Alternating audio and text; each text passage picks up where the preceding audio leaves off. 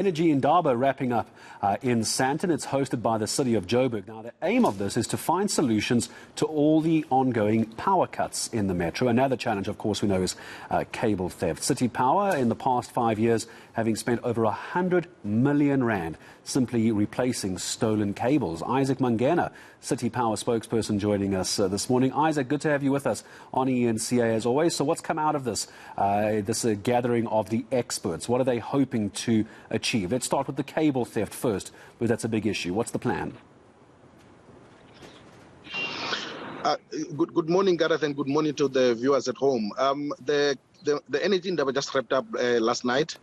Basically, it was an interesting 2 days where we basically managed to get the industry experts in the energy sector, the security experts, and also even the funders of the energy, trajectory that we want to basically assist us in finding solutions to the problems that we are currently facing, the problems of energy within the city of Johannesburg, but also across the country. As you know, the country is going through load shedding, different stages almost daily. So for us as the City of Johannesburg, we invited all these people to ensure that they help us with our energy strategy, which will see at least 500 megawatts of electricity being pumped into the City of Johannesburg grid to ensure that we at least cushion our residents against load shedding, but also to ensure that we address our developmental needs and also attract investments in the City of Johannesburg. With the issue of cable theft, it also came up.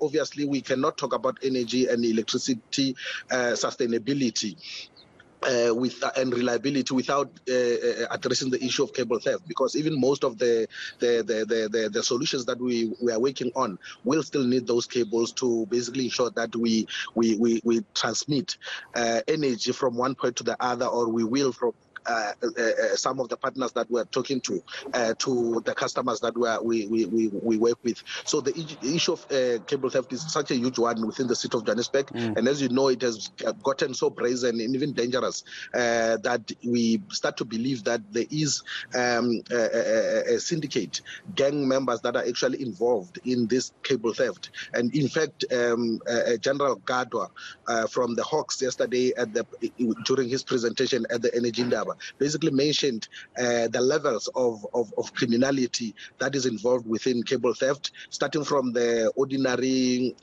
criminal to organized transnational syndicates, that cuts across several countries. So you can see now that this is really a serious problem that we really need to deal with. You pointed out that we spent about 200 million in terms of replacing these cables. That the money that we did not even budget for is the money that we could be using to ensure that we deal with maintenance of our infrastructure and also provide electricity to those without electricity. And just before I say goodbye to you, Isaac, a last question to you. Whenever it comes to the City of Johannesburg and this metro, we know that there's a big push for independent power producers. How much attention was given to that, and do you see IPPs getting a bigger slice of the pie, make it easier for them to operate? Yes, indeed. The issue of independent power producers is actually the future that we are looking at as the City of Johannesburg, to tap into, to invite over, to ensure that they assist us in terms of our energy challenges. Most of the people that were actually at the conference were independent power producers that we invited, who are already basically assisting in other parts of the world in terms of providing extra capacity. The truth of the matter is that we may not be able to move away from Eskom completely, but we want to cut the over-reliance on Eskom to ensure that we bring on board the IPPs that will complement what we're already getting from Eskom. Already currently we've got Kelvin Power Station. 90% of our power is coming from Eskom and 10% is coming from Kelvin Power Station, which on its own is an independent power producer that we have onboarded to ensure that we try to offset some of the challenges that we're getting from Eskom. So the plan is basically to get more of these independent power our producers. We've invited them. We'll be going out on tender, on request for proposals in the next coming 3 weeks.